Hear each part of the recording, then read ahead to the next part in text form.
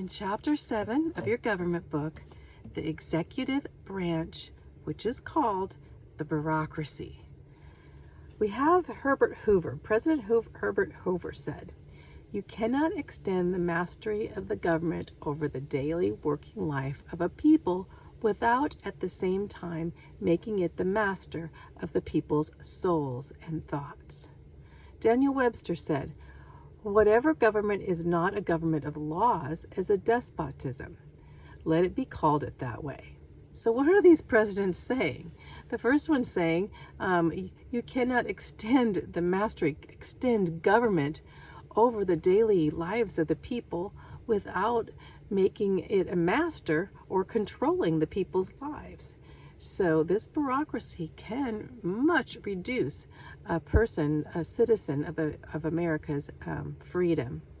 Also, Daniel Webster says, well, the government itself can turn into a tyrant.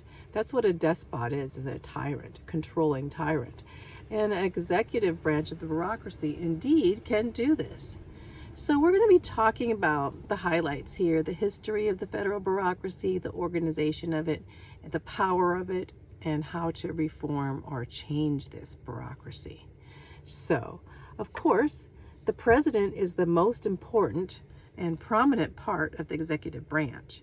And the president is given power by what? By the Constitution. We know that.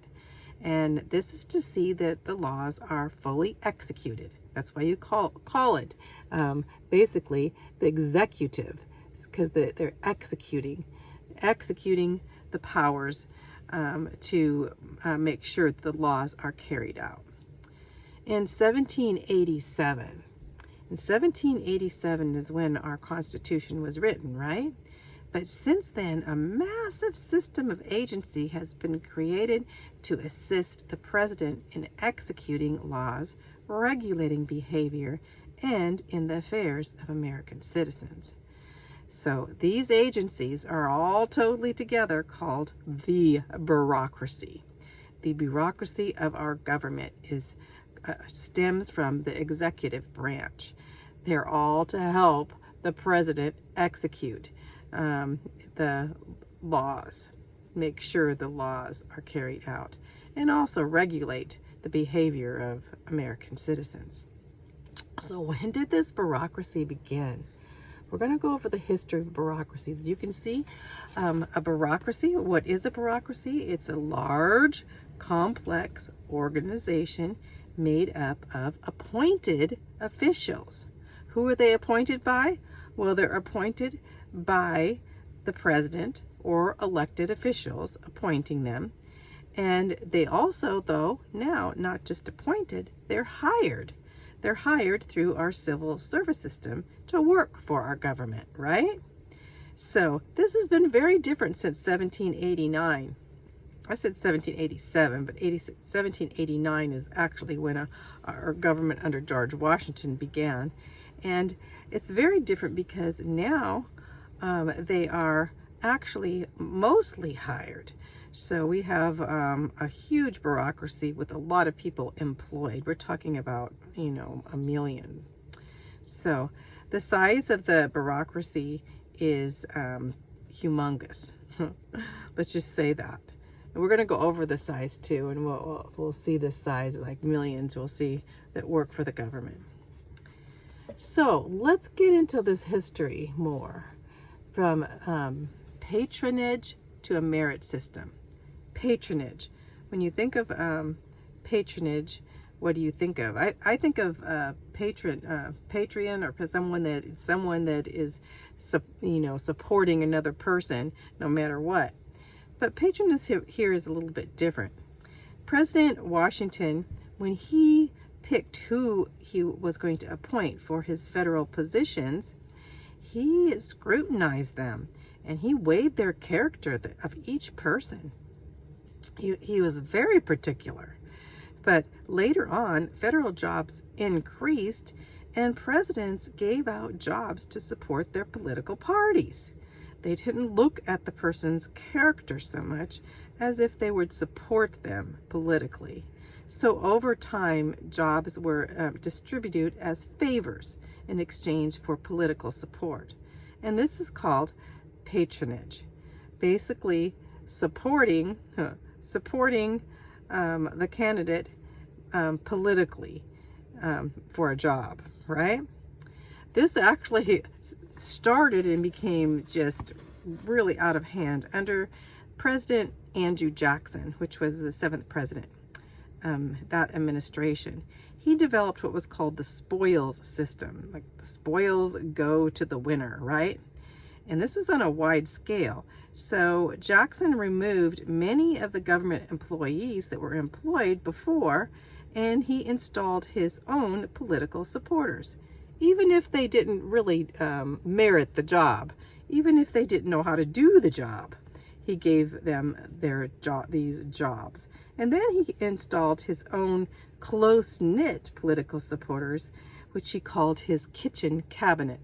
His kitchen cabinet was his department, and those were in the kitchen. Those were those that he actually went for to find support and counsel, right? Was his kitchen cabinet. This was under Andrew Jackson. But later this even got worse. So later reform needed to be made, and the reform-minded presidents advocated changes in the civil service patronage system. The patronage system was not. When you say patronage, I should say patronize, because the word patronize, you'll hear that word most. Patronize, but they were patronizing by just having the jobs based, on political parties or whether they were supporting them. So they decided they needed to get rid of this, or at least limit this patronizing. Instead, the government jobs would be based on merit, ability to do the job. So what happened to stem this all was crazy, because what happened, and you see President James Garfield. What happened to President James Garfield? He was assassinated, right? So President James Garfield was assassinated by a disgruntled job seeker. Guiteau lost his job, and in losing the job that he thought he would get by James Garfield and supporting him politically, the patronage system got out of hand. The death of their president, the people's president, James Garfield, was assassinated because a guy didn't get the job that he thought politically. Well, this made people just intense about what was going on, what really was going on in our government. And so the vice president, of course, Vice President Chet Arthur basically became president because Garfield was assassinated, right? And so in seeing this, he put forth which was called the Pendleton Act of 1883. And this act was set forth for the purpose of distributing government jobs based on merit alone. So it got rid of this patronizing system. So when you think of you can call it either patronize or patronize, however you pronounce it. But what it means is basically that you get the job because someone gave you a favor to give you the job, not because you can really do the job well.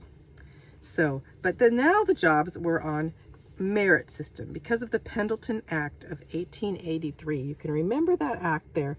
The job situation was changed. Now you had to take a test, or you had to be examined before you took the job. You just weren't given the job because you supported the person, or as a favor to the person for your support. So federal jobs were gradually taken away from the political parties, and these jobs then were granted to applications. They'd have applications and tests to see who would be the best person for the job. And this would strip political parties of their patronage power, or their patronage power. So, and this would decline a little in the political party influence then, before the political parties were getting very, very influential. Even today, this patronage system does go. You can see that people giving favors for support, right? But the growth of bureaucracy. Let's talk about the growth of bureaucracy. Well, let's look at this picture first. Here's a picture of President Washington, and this was with his cabinet, his departments.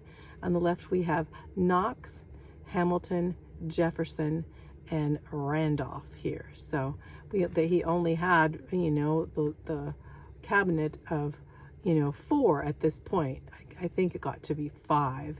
Alexander Hamilton being the biggest department of the Department of Treasury, and Attorney General Knox onto Secretary of State, and Secretary of State at that time was Jefferson. So we have these here are the departments way back under Washington. Now we have 15 of them, and they're humongous. Let's just say that, huge. So the growth of bureaucracy.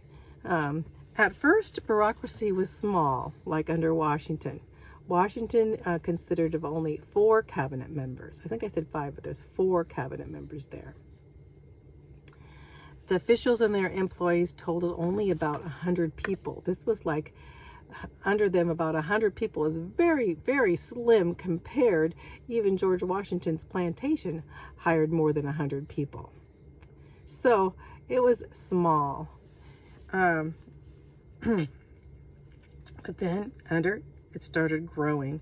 In fact, under the bureaucracy, as I said before, most of the people were employed in the Treasury Department, which was under Alexander Hamilton. So under Alexander Hamilton, had to have more workers in the Treasury Department as he started the National Bank, right? So on to, from that point, let's just say, the federal government was growing, but much of that growth was due to the growth in our nation at first. So it was growing, new federal jobs. Actually, one of the jobs that was that came to be at this time that brought in a lot of employees was the United States Postal Service. So let's talk about. Let's talk about after the Civil War. What happened to the bureaucracy after the Civil War? After the Civil War, the federal government began to expand activities into service agencies. A service agency to deal with sectors of society that need help. And they called these service.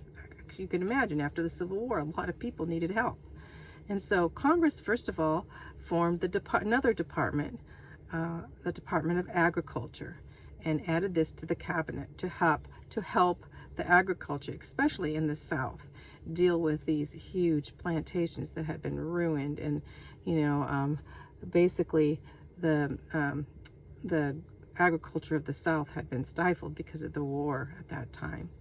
And so the service agency added the Department of Agriculture.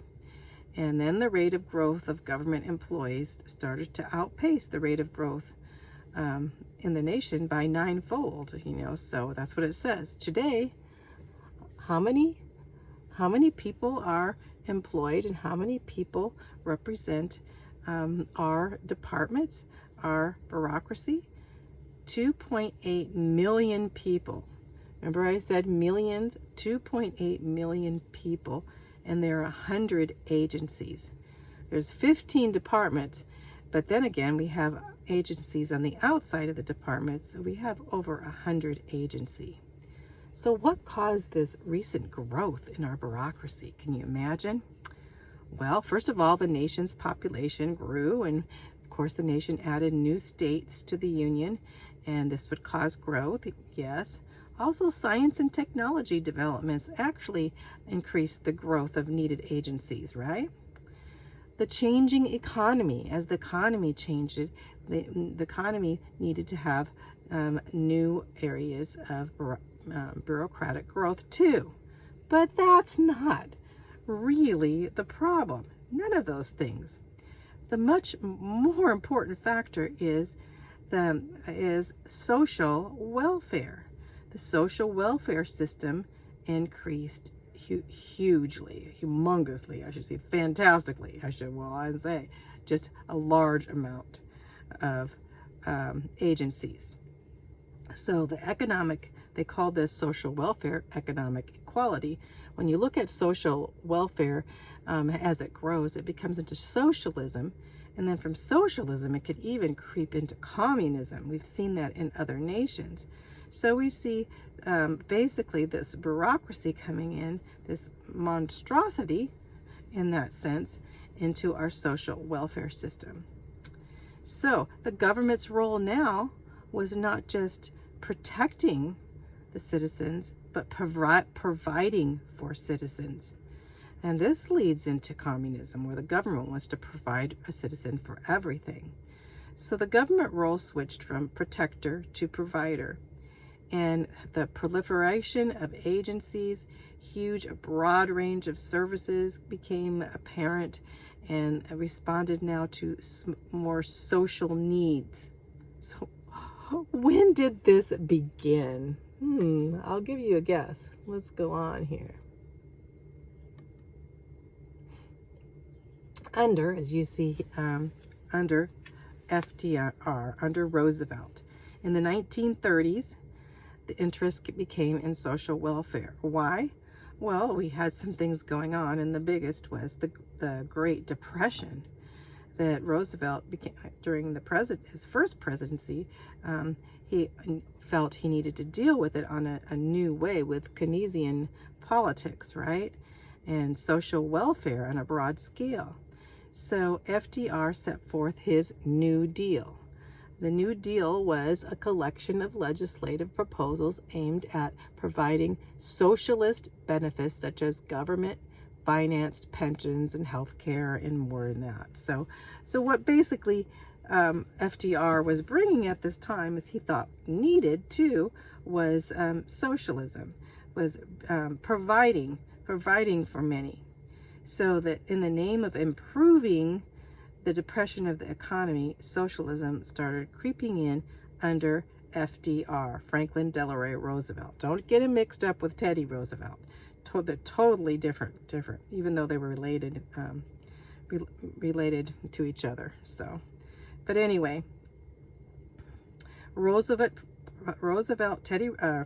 FDR, Franklin Delano Roosevelt promoted and proposed a mass of social and economic legislation. And he had a long time to do this because FDR actually was president for 4 terms. Now, a president can only be a president for 2 terms at max and 10 years at max. But Roosevelt, his presidency went over 4 terms. He died in the 4th term. And they basically thought, this was very important that he be kept president. Why? Because at the same time, not only the Great Depression economy, but World War II broke out, and we know that as Japan attacked our fleet in Pearl Harbor, brought the United States into World War II under Roosevelt, under FDR. We'll just call him FDR so we don't get him confused with Teddy. But anyway, so during this time, a huge bureaucracy would come under the president. He thought he needed a huge bureaucracy to regulate and control Americans at this time, and to provide that for them their social welfare for many people. So this was one of the biggest reasons of the expansion of the bureaucracy. But another reason for bureaucratic growth, what was the power and prestige of an agency. So as these agencies and these departments became bigger, they developed more prestige. They thought that basically an agency that had a lot of money and a lot of employees was very prestigious. And so they would hire more and more people and ask for more and more money, from the government, right? And so in doing this, these bureaucracies became huge in size. And the administrators of these bureaucracies increased them in size and their staff to promote their prestige. Since President Eisenhower was elected in 1952, the federal budget was 40 times, the federal budget's been 40 times larger because of the bureaucracy. That's not long ago. I was born under Eisenhower. So just since that time, our federal budget has not just tripled, it's 40 times larger than it was for bureaucracies. That is crazy. So we're going to talk about the organization of bureaucracy. I'm probably going to have to do this in 2 videos because there's a lot of stuff we need to go over here. But let's begin in this video and talk about the organization of the bureaucracy. There are 3 types of bureaucracy organizations. Three types. The federal bureaucracy is made up of organizations which are classified into 3 types. The first type are the departments. This is basically the cabinet positions, or the departments, and these are closest to the president. Then there are the independent agencies. Going back to the departments, departments are in direct control of the president. Just remember that. So the departments, and they're the biggest. Onto the independent agencies. And the independent agencies either perform a single function or regulate. They regulate something. They're the regulators of some aspect of society. That's the second type. The third type are the government corporations. And the government corporations are businesses. And some of them are monopolies. And these businesses, they make a lot of money. They bring in revenue. So the departments don't bring in revenue. The independent agencies don't. They mainly regulate everything. And the government corporations, such as the U.S. Post Office would be, bring in a revenue. So those are the 3 types you need to know. You're going to need to know the departments, which are the executive departments, anything with departments, and then the independent agencies. These we're going to go over. The independent agencies and are mostly, they want to regulate or function for something, or regulate something. And then the government corporations, which are businesses and monopolies of the government that they have. And just think of corporation as the United States Post Office. So as one example. So let's go over each one of these. So we're going to go over the departments. Number 1, departments. Sorry here. Executive departments. So executive departments. So Congress created 15. Remember, it started with only 4, and now we have 15 departments to help the president carry out his constitutional duty, or to take care that laws are fully executed. So most of the money is spent on these executive departments, and they perform most of our government services. And they also employ most of our government workers. So think, they spend most of the money, they perform most of the services, and they employ most of the government workers. We're going to see a list of them later on. You'll see how large this really is, how huge it is. The departments are made up of bureaus. That's why we call it a bureaucracy. These departments are made up of bureaus, which serve as the main units of the department, allowing it to take advantage of the principle of the division of labor. So they're divided. So you have 15, and then they're divided into bureaus. And in these bureaus, you'll have a division of labor among them. So they'll be divided down from bureaus into agencies and such, you know. And we'll see that too.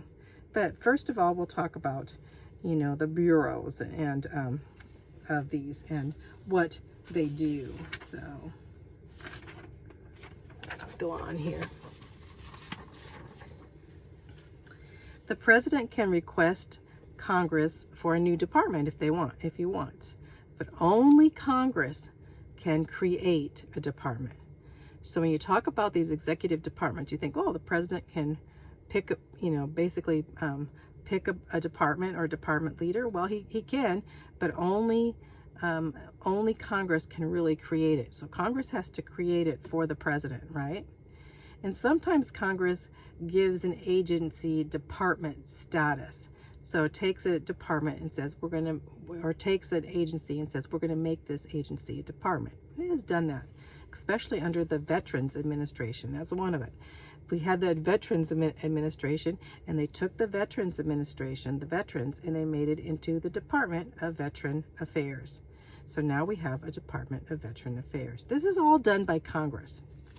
So Congress can remove an agency from a department.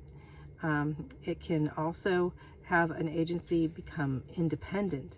By removing it, this agency becomes independent from the department's control. Example of that would be the Social Security. You can imagine in 1994, the Social Security Administration, which is huge, it was part of the Department of Health and Human Services. Well, as Social Security became so large, it needed to be made independent of the Department of Health and Human Services. It needed to stand on its own because it would occupy the whole department. So they took Social Security Administration out of the Department of Health and Human Services and made it independent in 1994. So there are 15 heads of these 15 departments, and you can call them the cabinet now, the cabinet of the president, and their heads are called secretaries. So you'll have a Secretary of State, you'll have a Secretary of Human Resources, or whatever, and we'll go over some of these secretaries. They're all called secretaries except for the Justice Department. The Justice Department would be the court department, the courts, like from the Supreme Court on, but the head of the Justice Department would be called Attorney General. The Supreme Court is not under here, but the court systems would be under the Department of Justice. The Supreme Court is part of the Constitution and stands as the three branches. So we'll talk. It's basically an overlap of balancing the Supreme Court and the Executive Department. But under the Department of Justice is the Attorney General, and so the Attorney General is a Secretary of State, but they call him the Attorney General. They're all called secretaries except for the Justice Department. It's called the Attorney General. So we're not talking about the Supreme Court. We're not talking about that system. We're going to actually go over that, and they're not under the bureaucracy of the president. The Supreme Court stands on its own, and the court system there. So I didn't want to get you confused in that. But the Attorney General is head of the Justice Department of the president. So let's see. The appointment by these departments is by the president, but of course the Senate has to confirm the appointments. And most presidents haven't got so involved in the departments as before, because basically the Congress can actually turn the departments against the president. We'll talk about that a little bit later. But the heads of these departments are also subject to dismissal by the president. He can appoint them, and he can dismiss them and say they're fired. So however, most of the employees I should say, under these departments are not appointed by the president, of course, because there's so many of them. Most of them are hired. They're hired to do certain jobs. They're called career civil servants. And these career civil servants who are hired are like 2.65 million people are hired under the departments. And they are not subject to dismissal by the president. They can be fired, but not necessarily by the president. So the appointees are basically the heads of these departments, appointed by the president and also confirmed by the Congress, the Senate. So just remember, they have to be,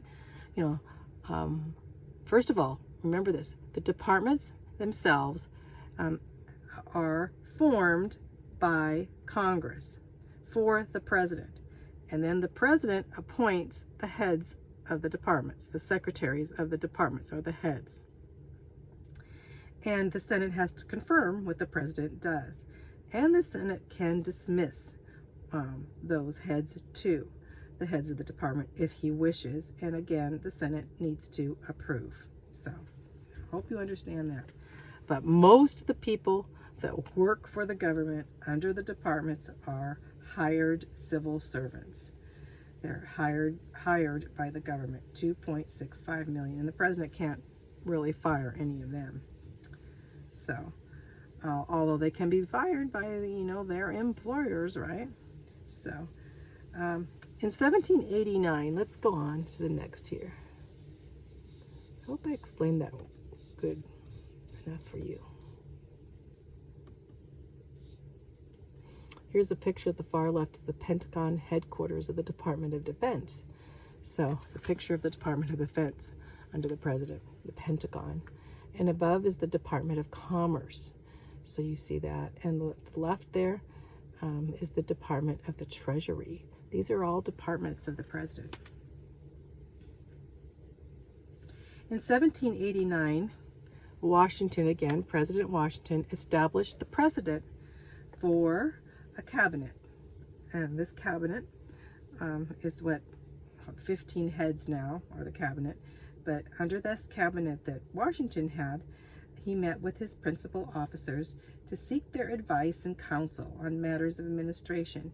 And so these were actually, they were close friends of his, but they were considered his important guys to go to, his go-to guys.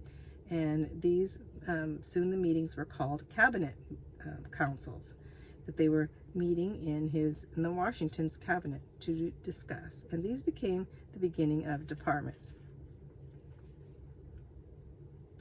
So, and some presidents since then relied heavily on their cabinets for counsel, right? And others, they never even hardly talked to their cabinet members. So it just depended on the president. Well, Abraham Lincoln, he offered a proposal to the cabinet. And he got his cabinet together, and they all advised him against it. And so Lincoln said, 7 nays, but 1 A, and the A's have it, or the I's have it. The yays have it, I should say. So Lincoln said, they all 7 disagreed, but me. And guess what? That whatever I say goes, basically, he said. And some presidents relied more on their unofficial groups or their trusted friends than on cabinets. In fact, Andrew Jackson, going back to the 7th president, Andrew Jackson, had a small group of friends he called his kitchen cabinet. Remember? I talked about that earlier. And also, FDR, FDR, Roosevelt, had his small group of advisors, which were mainly college professors, and he called them his brain trust. So FDR's brain trust and Andrew Jackson's kitchen cabinet, and even Ronald Reagan had a group of 3, Deaver, Baker, and Meese, which he called his Troika. Ronald Reagan's Troika. So they had their own, and many of the presidents didn't really go for their so-called department cabinets, So cabinet members are also accountable to Congress. So Congress can actually take a cabinet member and say, you need to testify against a member such as the president. So the president, lots of presidents don't always trust their cabinet members. So as they come come to get counsel, they a lot of times are thinking, well, this cabinet member can go to Congress and testify against me, even to the point of impeachment, right? So there's always a little bit leeriness about certain presidents getting involved with their cabinet department, their departments, their executive department, which is their cabinet. Cabinet members today are more interested in advancing the agenda of their department than the president's agenda to their department. So cabinet members are not really interested in what the president's ideas have, but they want to advance their own agenda now above what the president may want them to do. So that's another reason. So presidents today rely less on their cabinet members and more on their White House staff and the executive office. And we went over that in the last chapter. So presidents depend more on their White House staff and their executive offices that in the White House than they do on their departmental cabinet staff. So I'm gonna stop with this, and we're gonna go on to the other type of administrations, the other type of agencies. But let's go over this. This is kind of important. I think there actually is a test question on this, so it's important that we go over the executive department. So let's go over, there's the departments. We have 15 of them. These are the executive departments. The first was the Department of State, organized in 1789. And so we call the head of that department the Secretary of the State. And there's actually employees, 30,000 employees, $53.8 billion goes to the Secretary of State. And he assists the president in planning and performing foreign policy. Just think of Secretary of State with foreign policy and diplomats, and important sub-agencies are the Foreign Service, the Bureau of Diplomatic Security, and passport agencies. They're all under the Secretary of State. Think of getting your passport, Secretary of State. Then we have the Treasury Department. The Treasury Department is the Secretary of Treasury, $93.4 billion, 100,000 employees, and serves as the financial dealings and collects taxes, our federal taxes and the revenue, and borrows money and sells bonds and pays government bills. This is under the Treasury.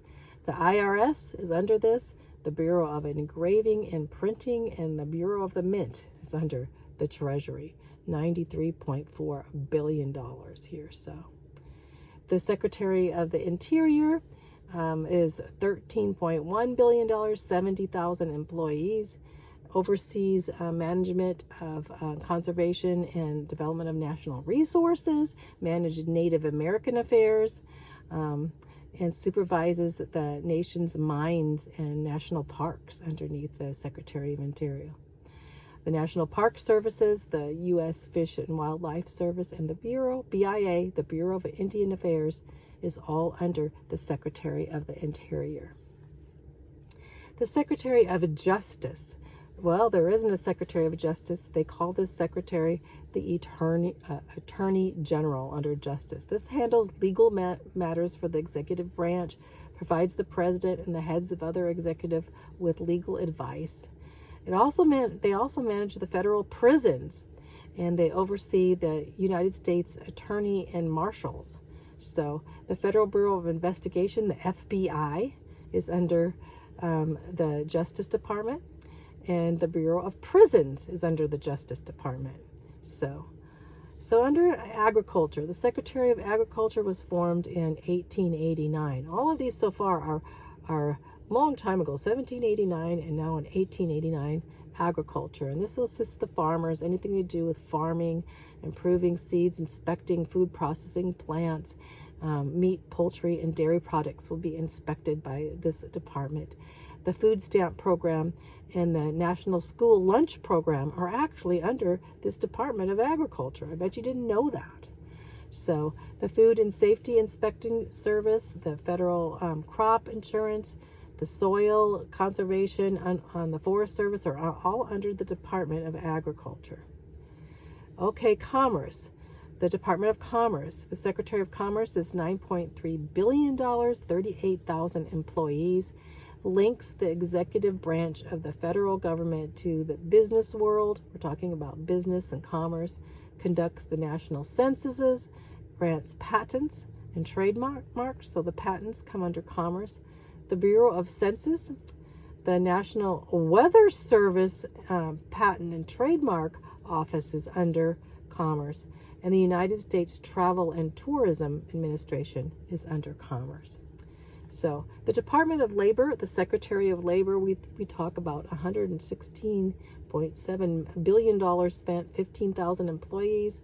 The Labor Department seeks to improve the position of American workers, administers our federal labor laws. So OSHA, Occupation Safety and Health Administration, is under here, OSHA. And basically they regulate, labor and businesses for safety, right? Employment Standards Administration and the Bureau of Labor Statistics are all under here. So let's finish this up. I know we're going over time, but let's finish it. So sorry here. Where did I go here? I lost it. So now we have the Secretary of Defense. So that is where the Joint Chiefs of Staff are. That's where the departments of the Army and the Navy and the Air Force and the National Guard all under here. $718 billion spent there. The most employees are under the Secretary of Defense. 3.1 million employees in our defense. Really, talking about the Army and the Navy and the Air Force, all of that. And they assist the president in carrying out his role as Commander-in-Chief, and these are our branches of the armed forces. On to our Health and Human Services under the Secretary of Health and Human Services. This is where most of our money is spent. $900.9 billion spent here.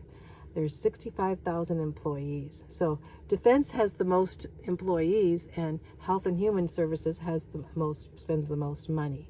And this promotes public health. This administers our Social Security and Medicare systems under here.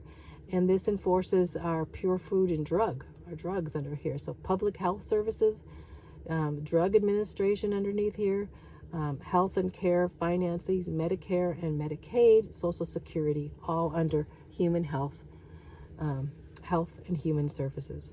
Then our housing department. Our housing department is the Secretary of Housing and Urban Development, and $47.5 billion, 9,000 employees. And so this gives federal funds to our local housing, makes grants to state and local governments, ensures mortgages on most types of housing, including condominiums and nursing homes. The Government National Mortgage Association is under here. The Assistant Secretary for Fair Housing and Equal Opportunity. The Assistant Secretary for Community Planning and Development. So this is under Housing and Urban Development. It was set forth in 1965. Transportation. The Department of Transportation, 55,000 employees, $75 billion, seeks to ensure safe, economic, and efficient transportation over land, water, and air. So financial research at this point, they do a lot of research, and they manage programs for highways, railroads, aviation. The National Highway Traffic Safety Administration under here, the Federal Aviation Administration for planes, airway traffic, and Federal Highway Administration, all under transportation. Energy Department, the Secretary of Energy, 100,000 employees, $31.2 billion, administers national energy plans, monitors conservation of energy, finances research in energy. The Official Nuclear Energy Information Administration and Office of Conservation and Renewable Energy underneath Energy. Education. The Education Department, Secretary of Education, $71.5 billion, 4,200 employees, coordinates administration in the education policy for federal government, provides financial aid for education, Office of Elementary and Secondary Education, Office of Vocational and Adult Education. The Veterans Administration didn't form until 1989, and the Secretary of Veteran Affairs seeks the welfare of veterans of the United States Armed Forces. $123.8 billion, 235,000 employees. the Veterans Benefits Administration, and the Veterans Health Administration. And the last here is our Homeland Security that was formed in 2002, not too long ago. When you think of that, it was after 9/11. The Secretary of Homeland Security. So $53.7 billion for 216,000 employees.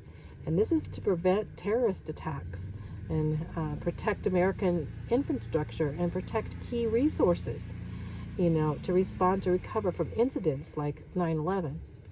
And under this now is the United States Coast Guard, the United States Secret Service, the United States Customs Service, the United States Citizen and Immigration Services, the Transportation Security, TSA, and also onto the Federal Emergency Management is FEMA. We talk about FEMA now. FEMA is under Homeland Security. I'm not really that happy with FEMA these days, but that's okay. Those are all our departments. So that's the end of this section. It's the longest section I've done, but I think it's important that we went over it.